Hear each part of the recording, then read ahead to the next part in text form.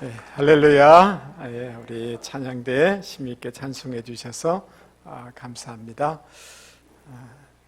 우리 방송실은 설교 후에 찬송가를 308장인데 PPT를 준비해 주시고, 혹시 제가 부탁한 것이 있으면 악보를 여기 준비를 좀 해주시면, 일부 예배 때 불렀던 노래인데 반주자 것도 준비해 주시면 좋겠습니다. 좀 도와주시면 좋겠는데 우리 교육자가 좀 있는지 모르겠네요. 할렐루야. 온풍기 하나는 좀 꺼주세요.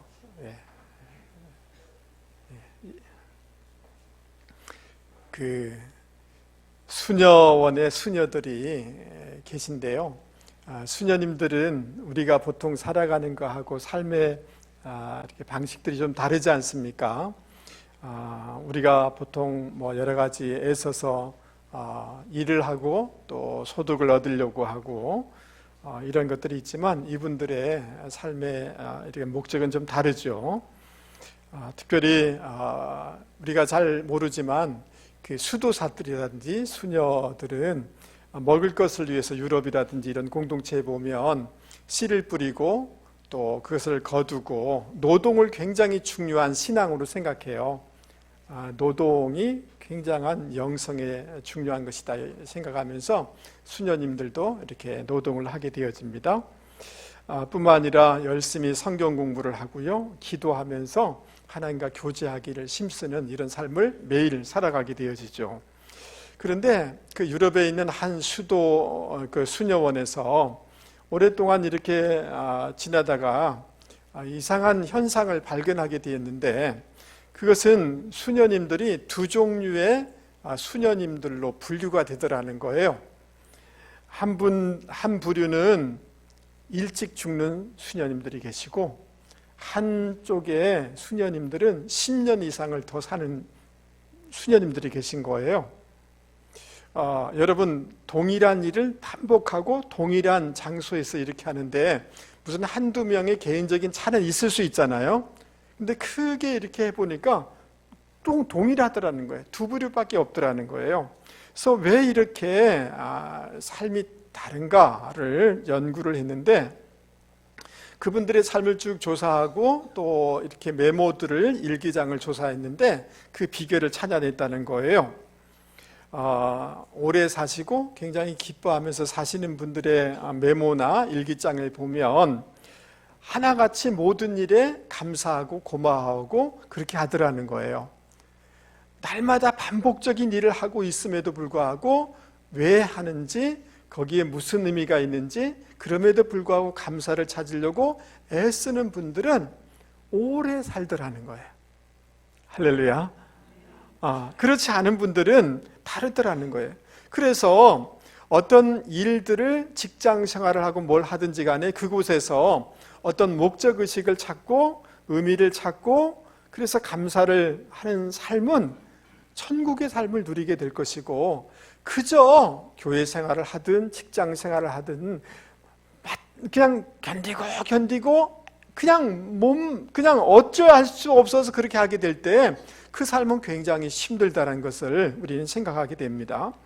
그래서 이것을 제가 다른 말로 조금 바꿔서 생각을 좀 해보려고 하는데, 우리가 살아갈 때 인생을 걸어가게 될 터인데, 인생에 철학이 있느냐 없느냐에 따라서 그 삶의 질이 완전히 달라질 수 있구나를 생각하게 되었어요. 여러분은 가정생활을 어떻게 하십니까? 여러분은 직장생활을 어떻게 하고 계십니까? 여러분은 교회생활을 지금 어떻게 하고 있습니까? 마지못해서 견디고 이러면서 사십니까? 아니면 어떤 목적을 가지고 의미를 찾으면서 철학을 가지고 살아가는지 한번 생각해 보실 수 있기를 바랍니다. 여러분, 하박국서 전체의 주제는 하박국서 2장 4절이라고 얘기할 수가 있는데요, 우리 같이 한번 읽어보도록 하겠습니다. 시작. 그러나 의인은 그 믿음으로 말미암아 살리라. 아멘 하시죠? 의인은 무엇으로 산다고요? 믿음으로 산다라고 얘기하고 있습니다. 이 말을 조금 달리 제가 이렇게 의역을 해보는 거죠.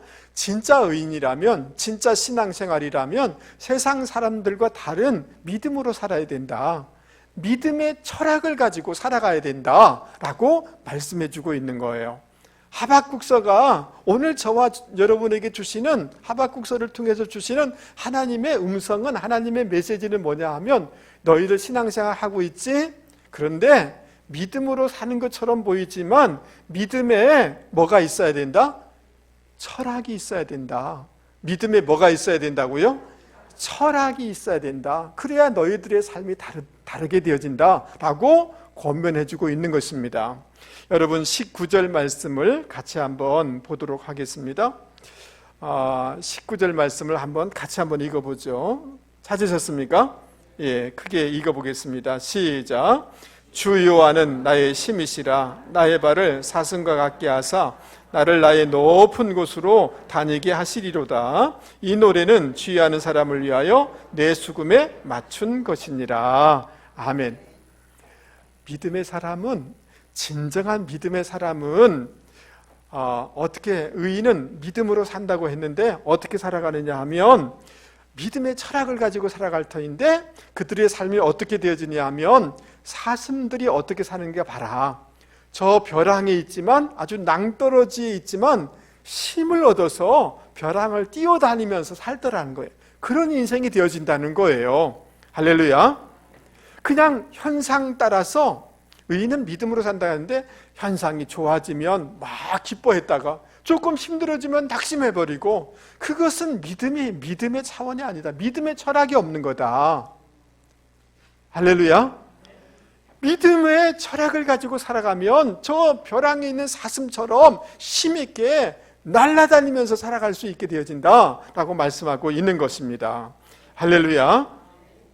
어떤 난관이 온다 할지라도 믿음의 철학을 가지면 하나님으로부터 소망을 얻고 힘을 얻어서 이 모든 난관을 이기면서 살아가는 인생이 되어진다라고 말씀해주고 있는 것입니다. 믿음의 철학을 가지고 살아가면 의기소침하지 아니하고 두려워하지 아니하고 기쁨 가운데 살아갈 수 있다라고 말씀하고 있는 거예요. 사슴이 아주 빠르지 않습니까? 전쟁에서 빠른 것은 승리를 담보하는 거죠. 믿음의 철학을 가지게 되어지면 궁극적인 승리의 삶을 살 수 있게 되어진다라고 말씀하고 있는 것입니다.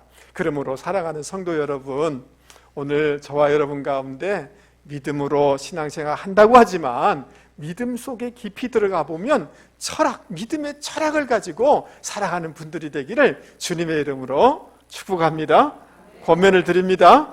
우리 옆에 사람한테 얘기 한번 하겠습니다. 집사님, 믿음의 철학을 가지고 살아가시기 바랍니다. 할렐루야. 그러면 구체적으로 어떤 믿음의 철학을 가지고 살아야 되는지 오늘 하박국서 말씀을 통해서 같이 살펴보려고 합니다. 2절 말씀에 보면 주께 대한 소문을 듣고 놀랐나이다 라고 이렇게 고백하는 것을 볼 수가 있습니다. 주께 대한 소문은 이 영어 성경에 보면, 킹 제임스 버전에 보면 당신의 말씀을 듣고 놀랐나이다 이렇게 번역하고 있는 것을 볼 수가 있어요. 여러분, 이 소문이라는 것이 어떤 소문인가? 그것은 다른 것이 아니에요. 이스라엘 백성들이 온갖 불의를 다 하는 거예요. 죄악에 가득 찬 거예요. 그러니까 하나님께서 이 유다 이스라엘 백성을 바벨론을 통해서 심판하시겠다는 그런 하나님의 소문인 거예요. 하나님의 말씀인 거예요. 그러니까 하나님, 어떻게 우리보다 더 악한 바벨론을 통해서 심판하십니까? 그러니까 하나님이 그 바벨론도 내가 심판할 거야 라고 하시는 하나님의 이런 계획, 하나님의 말씀을 듣고 내가 놀랐습니다 라고 이렇게 얘기하고 있습니다. 여러분, 하나님이 바벨론이라는 나라를 통해서 하나님의 백성을 심판하신다라고 할 때 이것은 참 두려운 거지 않습니까? 당하는 입장에서는 엄청난 고난이 있고 여러 가지 전쟁에 어려움들이 생겨날 수밖에 없지 않습니까? 여러분, 이런 소문, 이런 말씀을 들으면 여러분은 어떻게 기도하실랍니까? 여러분 어떻게 하겠어요? 이 나라, 우리나라가 막 그냥 너무 죄가 많고 막 이러니까 하나님이 어떤 나라를 통해서 우리나라를 징계하시겠다라고 하면 여러분 어떻게 기도하실랍니까? 대답 좀 해보세요.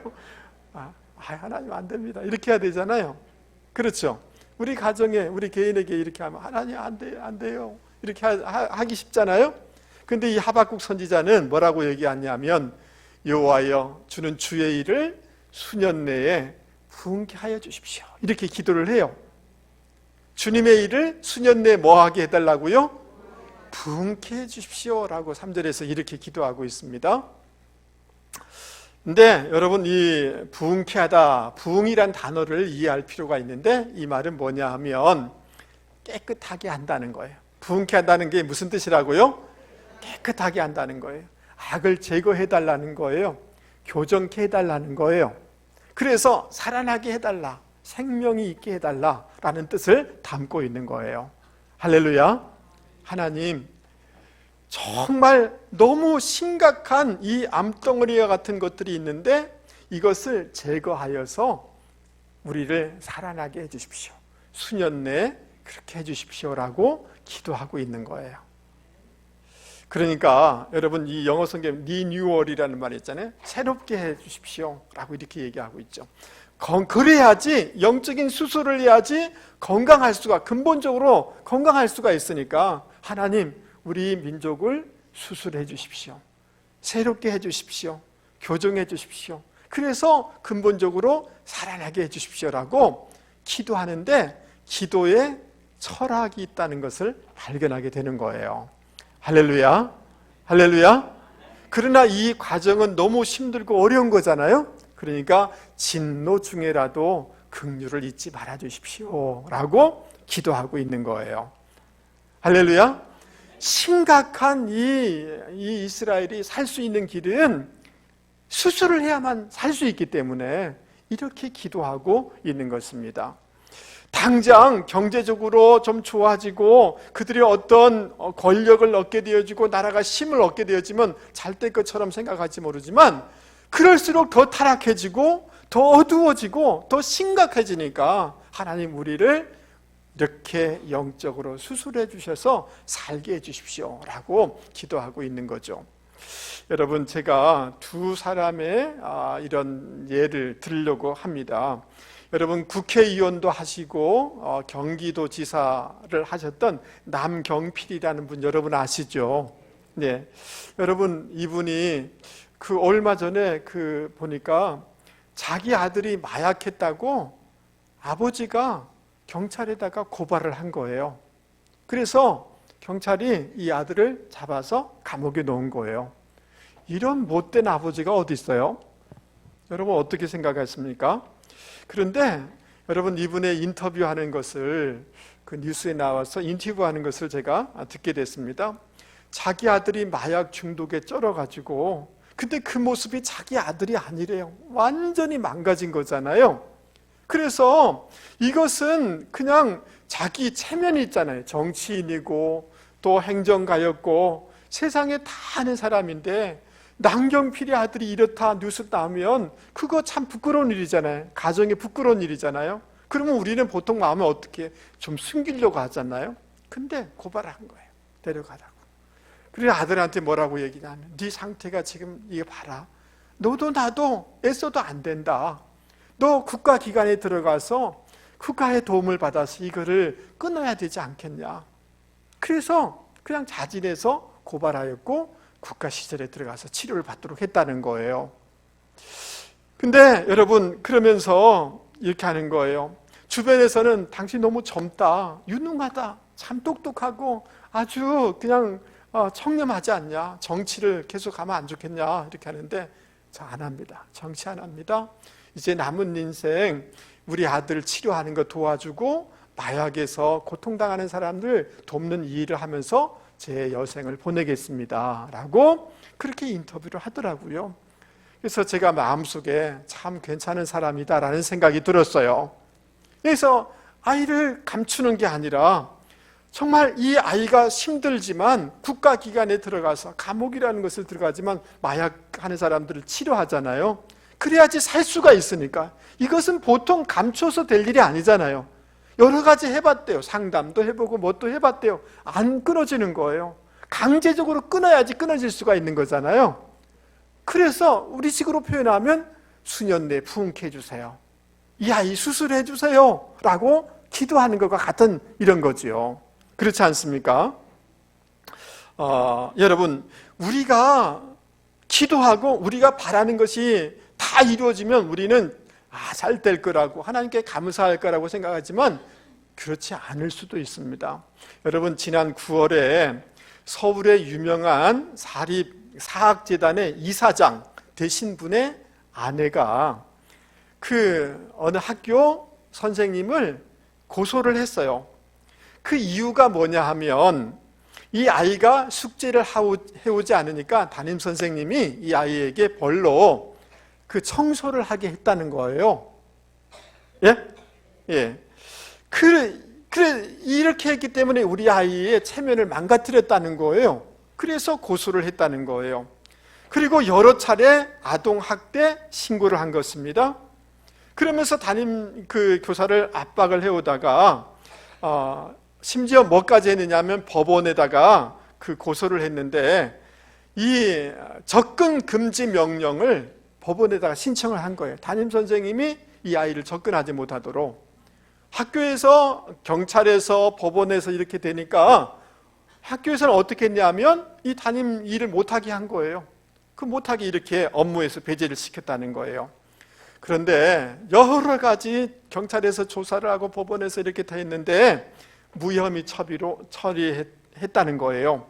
기각을 했다는 거예요. 왜냐하면 학기를 시작하면서 담임 선생님께서 여러분이 무슨 일을 하고 잘못된 일을 하고 숙제를 해오지 않으면 내가 벌을 줄 건데 청소도 시키고 유리도 닦게 하고 이렇게 할 거야 라고 그걸 다 써서 그 각 가정에 다 보냈다는 거예요.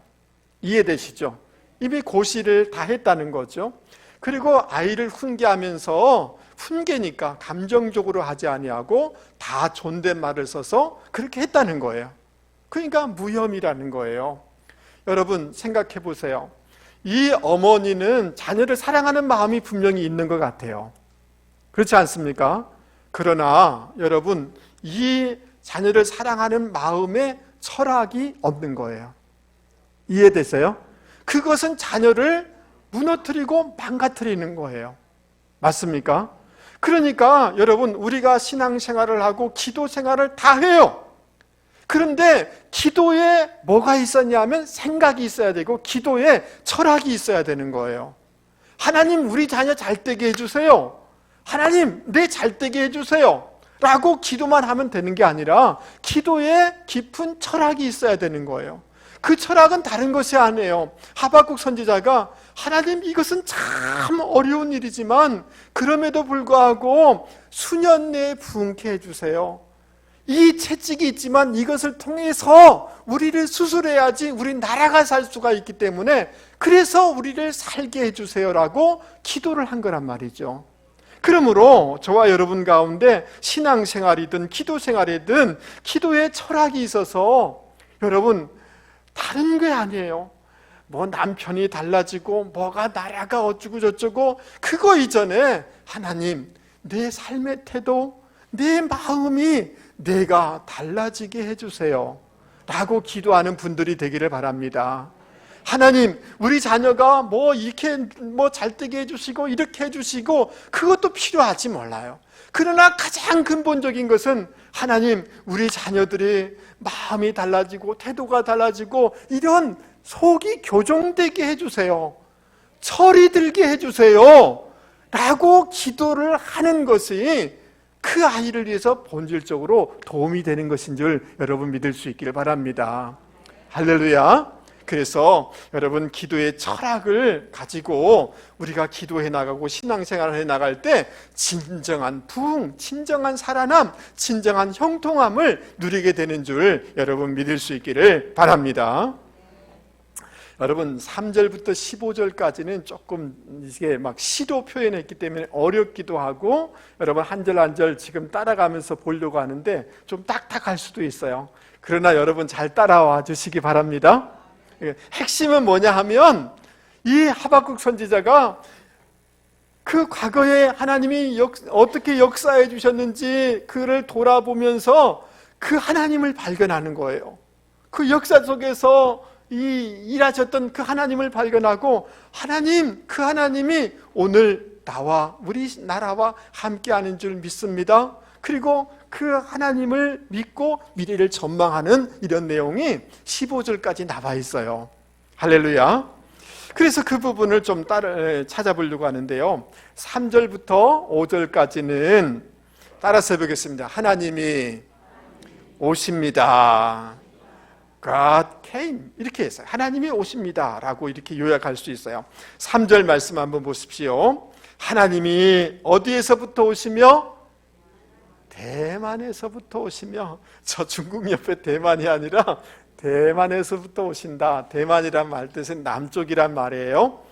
그러니까 여러분 그 예루살렘 남쪽에 있는 시내 산으로부터 하나님이 오십니다 라는 이런 뜻이에요. 할렐루야. 예, 여러분 그 시내 산에 무슨 일이 있었습니까? 출애굽한 이스라엘 백성들을 다 불러 모아서 하나님이 장엄하게 그곳에 임재하셨잖아요. 그리고 그들에게 말씀을 주셨잖아요. 아멘. 예, 그리고 이스라엘 여러 가지 어려움들이 생기자 여러분 70인 장로들에게 성령을 부어주셨던 곳이 시내산이에요. 하나님이 그곳에 임재하셔서 말씀도 주시고 성령도 주시고 그런 하나님이라는 거예요. 할렐루야. 하나님이 이 바란 광야 지도를 한번 보여주세요. 어디냐 하면 저 중간 시내 반도 중간에 있잖아요. 조금 위에 여러분 보이시죠? 여러분 이 바란 광야는 뭐예요? 춥고 어둡고 자갈밭이고 풀이나 나무가 없어요. 그늘이 없어요. 이 이스라엘 백성은 충분히 광야를 지날 수밖에 없었어요. 그런데 여러분 밤이 되면 너무너무 추운데 새벽이 동이 탁 떠오르면서 새날을 열어주시고 따뜻함을 주시잖아요. 그런 것처럼 하나님께서 그 바란 광야 가운데 하나님이 함께 해주셨던 그 하나님, 그 하나님의 영광이 있었던, 영광으로 함께 해주셨던 그 하나님을 지금 하박국은 찾아본 거예요. 본 거예요. 할렐루야.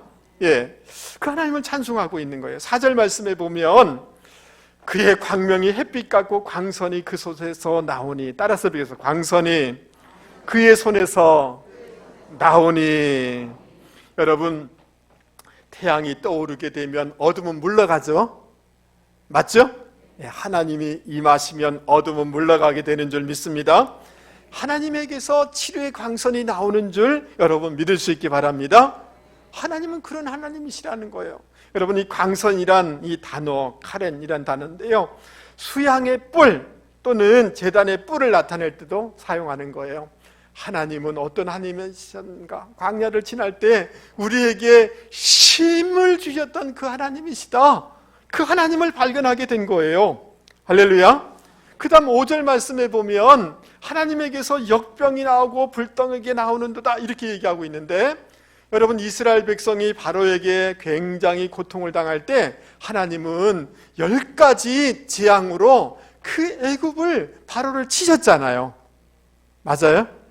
하나님은 우리에게는 치료의 광선을 발하여 주시고 능력을 주시지만 그 대적하는 세력을 하나님이 대적하시고 심판하시는 그 하나님이었습니다 라고 이렇게 발견하고 그 하나님을 찬송하고 있는 거예요. 그래서 따라서 보겠습니다. 하나님이 오시도다. 할렐루야.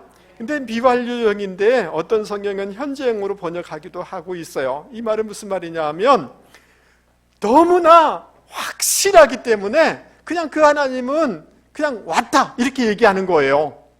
하나님은 저 뒤에서 오시고 있습니다. 근데 그것이 너무 확실하면 오셨다, 오신 줄 여러분 믿을 수 있기 바랍니다. 그러니까 이 하박국 선지자는 하나님은 오시고 있고, 오신 하나님, 그 하나님 지금 우리가 바벨론에서 어려움을 당하겠지만 그러나 하나님은 오셔서 우리를 도와주시는, 지금도 우리 가운데 오셔서 역사해 주신 하나님이심을 내가 믿습니다 라고 고백하면서 기대하면서 지금 찬양하고 노래하고 있는 것입니다. 할렐루야. 그 다음 6절부터 7절까지는 따라서 보겠습니다. 서신 하나님, 오시는 하나님이고 어떤 하나님이라고요? 서신한 하나님이라는 거예요. 여러분 6절 말씀 보세요. 그가 서신즉 땅이 진동하며 그가 보신즉 열국이 전율하며 영원한 산이 어떻게 돼요? 무너지며 라고 이렇게 얘기하고 있습니다. 여러분 이스라엘 백성이 출애굽하게 되었어요. 그런데 여러분 무슨 일이 벌어졌어요? 앞에는 홍해가 있잖아요. 뒤에는 애국 군대가 막 추격하고 쫓아오고 있잖아요. 이 사로잡히면 다시 노예로 끌려가게 되는 거예요. 근데 이스라엘 진 앞에서 옮겨갔던 하나님의 사자가 뒤로 옮겨가서, 그러니까 구름 기둥도 같이 옮겨지게 되어집니다. 이스라엘 진과 애굽 진 사이에 하나님의 사자가 서신즉 하나님의 백성의 진영에는 빛이 비치고 그 애굽의 진영 가운데는 흑암이 덮는 거죠. 하나님이 그 사이에 서신 거죠. 할렐루야. 그래서 보호해 주시고 지켜주신 것입니다. 여러분 이 서시는 하나님, 아마드 서신 하나님이 오늘도 우리의 삶 가운데 서셔서 막아주실 줄 여러분 믿을 수 있기를 바랍니다. 하나님은 어떤 하나님이냐? 서시는 하나님, 개입하여서 우리 가운데 들어오시는 하나님이라는 거예요. 여러분 믿습니까? 예, 이 하나님을 발견하고 오늘도 그렇게 하여 주실 줄 믿습니다. 기대합니다. 라고 이렇게 얘기하고 있는 것입니다. 영원한 산처럼 보이는 것도 그 하나님이 서시면, 말씀하시면 무너지게 되는 줄 믿습니다. 예, 그렇게 노래하고 있는 것입니다. 어떤 세력도 어떤 권력자도 하나님이 서시면 무너질 수밖에 없다. 이것을 깨닫고 있는 거죠. 그 다음 7절 말씀 한번 보세요. 7절 같이 한번 읽어볼까요? 여러분 잘 따라오고 있어요? 예, 한번 읽겠습니다. 시작. 내가 본즉 구산의 장막이 환란을 당하고 미디안 땅의 휘장이 흔들리는도다. 아멘 하시죠? 사사기 시대 때 이스라엘을 막 괴롭혔던 세력이 뭐냐면 구산 니사다임이라는 거예요. 미디안 세력이라는 거예요. 그러나 하나님께서 친히 하나님의 백성을 위해서 싸워주셨던 하나님이다. 여러분 사사기 하나님이 싸워주셨잖아요. 맞아요? 그래서 그들을 흔들어 버리셨다, 소멸시키셨다. 그 하나님이다 라고 이렇게 얘기하고 있습니다. 그 다음 8절부터 15절까지는 어떤 하나님을 얘기하고 있느냐 하면 진행하시는 하나님, 따라서 해보겠습니다. 진행하시는 하나님, 하나님이 전진해서 진행하고 오고 있는 줄 여러분 믿을 수 있기 바랍니다. 여러분 8절 말씀 한번 보겠습니다. 8절 귀한 말씀이니까 같이 한번 읽어보죠. 크게 읽어보겠습니다. 시작. 여호와여 주께서 말을 타시며 구원의 병거를 모시오니 강들을 분이 여기심이니까, 강들을 노여워 하심이니까, 바다를 향하여 성내심이니까. 여러분 지금 어떤 장수가, 고대 말을 타고 장수가 막 달려오는 거예요. 자기의 백성이 지금 위기 가운데 있으니까 막 말 타고 달려와서 지금 당신의 백성을 구원해 주는 것처럼 지금 8절을 그렇게 묘사하고 있는 거예요. 이스라엘 백성이 지금 위기 가운데 있는데 지금 곧 애굽에 의해서 사로잡히게 될 것인데 하나님이 마치 전사처럼 말을 타고 와가지고 강들을 향하여 바다를 향하여서 분내시면서 열려지게 하시고 당신의 백성을 구원하셨다는 거예요.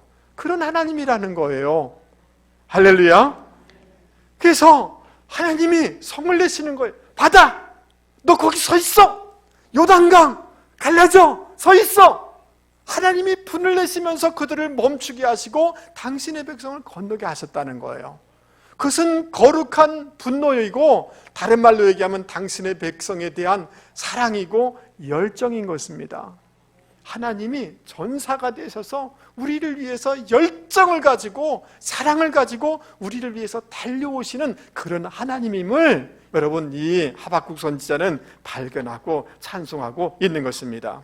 할렐루야. 이런 내용이 쭉 다 일일이 다 설명할 수는 없지만, 그래서 10절 말씀에 보면 산들이 주를 보고 흔들리며, 산들이 흔들리게 될 줄 믿습니다. 창수가 넘치고 바다가 소리를 지르며 손을 항복했습니다. 여러분, 산이든 창수든 대적하든 그 어떤 바다든 간에 하나님이 역사하심으로 항복해 하시고 당신의 백성을 구원해 주시는 그런 하나님이라는 거예요. 여러분 믿습니까? 예. 이렇게 쭉 이렇게 역사를 되돌아보면서 가만 보니까 과거에 보니까 하나님이 이런 하나님이셨다는 거예요. 근데 그 하나님은 지금도 우리 가운데 살아계시고 역사하시는 그 하나님임을 깨닫고 지금 기대하고 있는 것입니다. 이 말을 다른 말로 얘기하면 역사를 바라보되 역사의 철학이 있는 저와 여러분이 되실 수 있기를 바랍니다.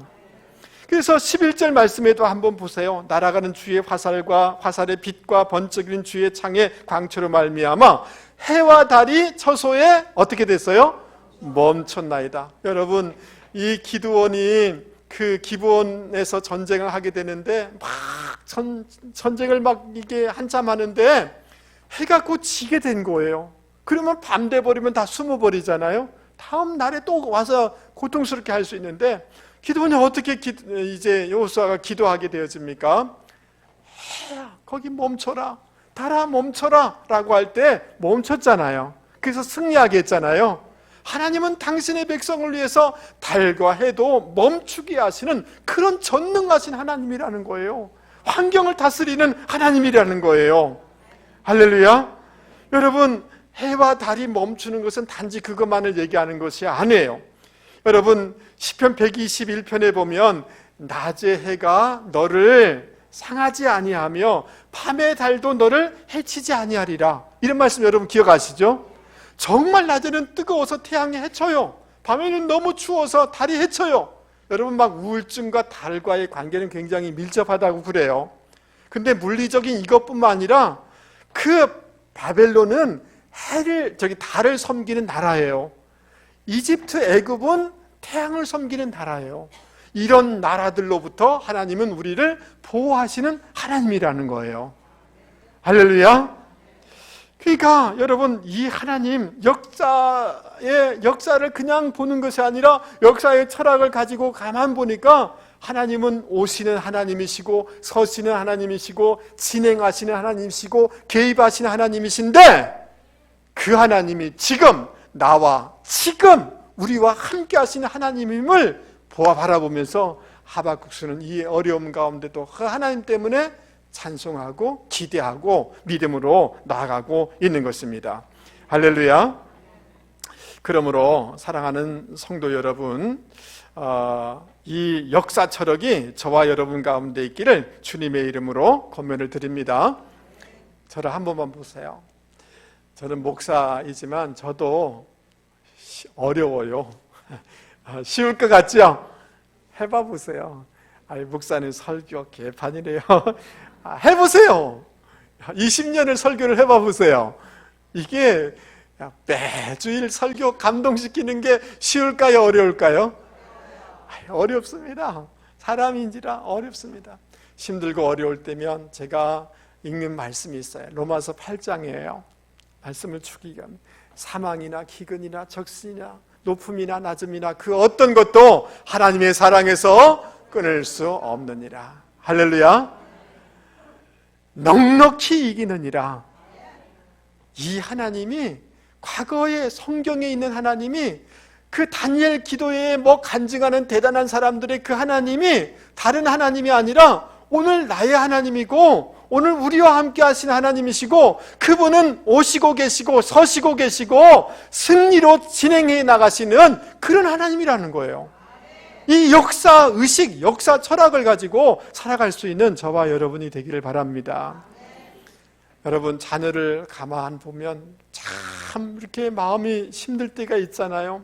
이렇게 얘기해주고 이렇게 했으면 좋겠는데 말을 하면 잔소리처럼 들리니까 말을 하고 싶어도 말을 못할 때가 많잖아요. 근데 하나님은 우리 자녀에 대한 구원의 역사를 진행하고 있는 줄 믿습니다. 서서서 막아주실 줄 믿습니다. 그 구원을 진행하신 하나님이 그 자녀를 정말 존귀하게 할 거예요. 지금 걱정하는 그 자녀가 가장 효도할 줄 믿습니다. 하나님, 우리 남편이 언제 철이 들까요? 철이 듭니다. 왜냐하면 하나님은 구원을 진행하시니까. 할렐루야. 하나님께서 지금 이 환경 어렵고 힘들지만 하나님께서 그 백마를 타고 당신의 백성을 구원하셨던 것처럼 홍해에서 요단강에서 당신의 백성을 구원하시고 산들과 같은 세력들을 다 무너뜨리신 그 하나님이 오늘도 살아계셔서 우리 가운데 역사하시고 있기 때문에 우리는 일어나게 될 것이고 승리하게 될 것입니다. 이런 역사 철학을 가지면 소망이 있게 되어지고 담대하게 되어지는 줄 여러분 믿을 수 있기 바랍니다. 아멘. 그냥 흘러가는 게 아니에요. 푸틴이 그냥 이렇게 엉터리로 살고 저 북한에 저렇게 한다고 할지라도 조금 기다려 보세요. 이단이 무슨 신찬지 어떤 엉터리 같은 이런 얘기를 하지만 조금 있으면 죽어요. 확실히 죽어요. 이만이 곧 죽습니다. 이 세력이 어떤 것이 이렇게 한다 할지라도 하나님은 살아계시잖아요. 이런 역사 철학을 가지고 담대하게 살아나갈 수 있는 저와 여러분이 되기 바랍니다. 할렐루야. 지금 어려운 분이 계십니까? 낙심하지 마세요. 하나님이 역사하십니다. 이것을 통과하게 될 것이고 구원은 오고 있는 줄 믿습니다. 이 소망을 가지고 살아가는 분들이 되기를 주님의 이름으로 축복합니다. 여러분, 세 번째로 우리가 가져야 될 철학이 있는데요. 여러분, 진노의 심판으로 사납고 성급한 바벨론 군대가 막 올라오는 거예요. 그래서 생존이 걸려있는 과일나무, 밭의 곡식들, 가축까지 다 약탈당하고 노략당할 그런 위기 가운데 있게 되는 것입니다. 이것을 들으니 이 선지자가 창자가 흔들리고 입술이 떨리고 몸이 막 떨려오는 것을 볼 수가 있어요. 그러면서 이런 고백을 하게 되어집니다. 17절 18절 말씀을 우리 같이 한번 크게 읽어보도록 하겠습니다. 17절 18절 크게 같이 한번 읽어보죠. 비록 시작. 비록 무화과 나무가 무성치 못하며 포도나무에 열매가 없으며 감람나무에 소출이 없으며 밭에 식물이 없으며 우리의 양이 없으며 외양간에 소가 없을지라도 나는 여호와를 인하여 즐거워하며 나의 구원의 하나님을 인하여 기뻐하리로다. 아멘. 여러분, 이렇게 할 수 있을까요? 쉽지 않아요. 쉽지 않아요. 여러분, 바벨론이 와서 이게 다 따가고 다 뺏어간다는 말이잖아요. 근데 쉽지 않아요. 그런데 그럼에도 불구하고 하박국 선지자는 기뻐한다고 그랬잖아요. 감사한다고 그랬잖아요. 왜냐하면 이런 것들은 인간적인 눈으로 보면 이렇게 약탈하는 것처럼 보일지 모르지만 그 속에 하나님의 수술이 담겨져 있는 거예요. 하나님의 구원이 내포되어 있는 거예요. 병원에 들어가기 전에 두렵고 떨리지만 이 과정을 겪고 나면 온전하게 회복되어서 나오게 될 거잖아요. 그것을 바라보니 그래도 감사하고 기뻐하는 거예요. 할렐루야. 또 한 가지 하박국이 기뻐할 수 있는 이유가 있었어요. 그것은 뭐냐 하면 세상 사람들은 지금 곡식들이 많아야지 내 노후가 살 수 있고 가축이 잘 떼야지 자녀들에게 물려줄 것도 있고 그렇게 생각할지 모르지만 그게 아니라는 거예요. 하박국 선지자는 다른 것을 다 잃는다 할지라도 하나님을 바로 믿게 되는 것, 이것이 복이다라는 생각을 갖고 있기 때문에 이것을 철학으로 가지고 있기 때문에 기뻐할 수가 있었던 거예요. 할렐루야. 여러분, 하나님을 바르게 믿어서 신앙생활 하는 것, 예수님을 바르게 믿어서 천국 백성이 된 것, 생명을 얻는 것, 이것이 큰 기쁨인 줄 여러분 믿을 수 있기를 바랍니다. 그리고 어떤 소유가 아니라 존재적인 것을 소중히 여기는 철학을 가지고 있기 때문에 기뻐할 수가 있는 거예요. 여러분 한번 생각해 보세요. 우리 남편을 가만히 보니까 옆집에 누구 아버지는 연봉이 1억이더라. 그래서 집에 왔는데 남편을 보니까 아이고, 근데요, 이거는 소유 중심의 철학이에요. 그런데요, 존재 중심으로 철학을 가지고 봐보세요. 그래도 1억은 아니지만 성실하게 평생을 그 일을 감당해주고 추운 날에도 수고해주고 애써주고 이 남편이 너무 소중한 거예요. 할렐루야. 이 남편 이렇게 성실한 남편. 아이고, 직장에 가보니까 빛과 번쩍한 자매가 많은데 우리 아내는 근데요, 존재 중심으로 보면 나를 위해서 고생해주고 헌신해줄 수 있는 이 세상에 누가 밥을 해줄 사람이 누가 있겠어요? 그 직장에 누가 해주겠어요? 아내요. 이 아내가 너무너무 귀한 거예요. 하나님, 이렇게 착하고 이렇게 성실하고 이렇게 정말 맛있는 것도 해주고 나를 위해 주는 이 아내, 한 세상에 가장 하나밖에 없는 이 아내 주셔서 너무 감사하게 되는 거죠. 할렐루야. 아이고, 누구 아들은 저기 하버드대 나왔더라, 하버드대 다니더라. 그런데요, 여러분, 존재 중심으로 우리 아이를 바라보면 건강하고 밝고 성실하고 이런 거 보면 있기만 해도, 건강한 것만 해도 감사하게 되는 줄 믿습니다. 여러분, 철학이 다른 거죠. 감사에 철학이 있으니까 이것으로 인하여서 감사하고 기뻐하는 거죠. 여러분, 오늘은 추수감사주일인데요, 잘 아시는 것처럼 그 피의 메리라고 할 처럼 메리 여왕이 막 이 신앙인들을 막 핍박했잖아요. 죽이고 그랬잖아요. 카톨릭을 뒤에 업어서 막 그랬단 말이죠. 그러니까 이 청교도들 중에 일부가 1620년 12월 26일 날 여러분 신대륙을 향하여서 배를 타고 떠나가게 된 것입니다. 메이플라워 타고 떠났는데 117일간의 항해고, 그 다음 5,440km, 540km가 아니고 그 먼 길을 배를 타고 떠나가게 된 것, 그 추운 날 떠나가게 된 거예요. 여러분, 질병, 추위, 고통이 말할 수가 없는 것, 생사의 기로에 있는 거죠. 겨우 도착했는데 여러분, 척박한 땅에서 인디언들의 도움으로 농사를 지어서 조금 소득을 얻게 된 거예요. 그래서 소박한 그 곡물들이지만 정성껏 모아서 하나님 앞에 예배를 드렸던 것이 추수감사절의 기원이잖아요. 여러분, 그들이 뭐 때문에 감사했느냐 하면 180톤의 작은 배였지만 그래도 배 주신 것 감사하고, 시속 3.2km로 항해했지만 117일 동안 전진할 수 있어서 감사하고, 항해 도중에 2명이 사망했지만 한 아기가 태어나서 감사하고, 폭풍 중에 큰 돛이 부러졌지만 파손되지 않은 것에 감사하고, 여자들 몇 명이 심한 파도에 휩쓸렸지만 구출된 것에 감사합니다. 인디언들의 방해로 한 달 동안 상륙하지 못했지만 호의적인 원주민으로 상륙하게 되어서 감사하고, 117일 동안에 항해했지만 한 명도 돌아가자고 얘기하는 사람이 없어서 감사합니다 라고 이렇게 고백했다는 거예요. 여러분, 이것을 무슨 조건적으로 이렇게 했다면 감사할 수가 없는 거죠. 감사에 뭐가 있는 거예요? 철학이 있는 거예요. 하나님의 은혜, 존재적인 것, 영원한 것, 세상 것은 다 바뀝니다. 맞아요? 하나님 내 주변에 사람 없어요. 그것 별로 중요하지 않아요. 사람은 다 죽으니까요. 변하니까요.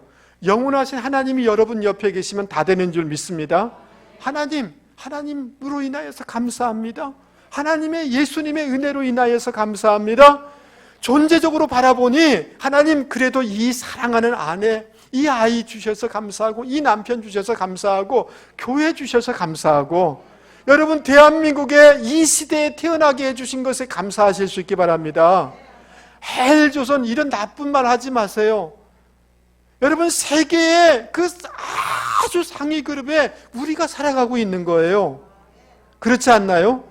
이런 것을 생각해 볼 때 철학을 가지고 바라보니 너무너무 감사한 거죠. 할렐루야. 말씀을 마치려고 합니다. 사랑하는 성도 여러분, 오늘 여러분 마음 가운데 또 나머지 여러분 살아가는 동안에 감사와 기쁨이 넘치는 인생이 되기를 주님의 이름으로 축복합니다. 사슴이 막 바위를 뛰어넘듯이 힘을 얻고 승리하는 인생이 되기를 주님의 이름으로 축복합니다. 부흥의 역사가 있기를 축복합니다. 그것은 어디에서 그렇게 될 수 있냐면 철학의 차이입니다. 믿음의, 신앙의 철학이 있기를 바랍니다. 할렐루야. 기도하되 그냥 자기밖에 모르는 그런 기도하면 안 돼요. 그런 신앙생활 하면 안 돼요. 하나님, 내 마음이 달라지게 해주시고 우리 자녀의 태도가 달라지게 해주세요. 기도의 철학을 가지다 보면 놀라운 부흥의 역사가 일어나게 될 줄 믿습니다. 여러분, 그냥 가는 거 아니에요. 역사 철학이 있기 바랍니다. 하나님은 역사하셔요. 성경에 역사하셨어요. 다니엘 기도의 간증자들에게 역사하셨어요. 그 하나님이 지금 살아계십니다. 하나님은 오고 있습니다. 여러분 믿으세요. 하나님이 오고 있습니다. 네, 낙심하지 아니하면 하나님이 오셔서 우리 자녀를 구원해 주실 겁니다. 아멘. 하나님이 서셔서 산들을 무너뜨려 주실 줄 믿습니다. 구원을 진행하고 있는 줄 믿습니다. 이 역사 철학을 가지고 살아갈 수 있는 저와 여러분이 되기 바랍니다. 그냥 시시한 것 때문에 좋았다가 나빴다가 그거 돈 있다가 없기도 하고 없다가 있기도 하는 거예요. 하나님 때문에, 예수님의 은혜 때문에, 전국 때문에, 존재 때문에, 영원한 것 때문에 감사하는 감사의 철학을 가지고 살아갈 수 있는 저와 여러분이 되기 바랍니다. 여러분 오늘 여기에 있는 현재 때문에 여러분 감사할 수 있는 분들이 되기를 바랍니다. 이런 삶을 살기를 소원하면서 살아가기를 주님의 이름으로 권면을 드립니다. 찬송가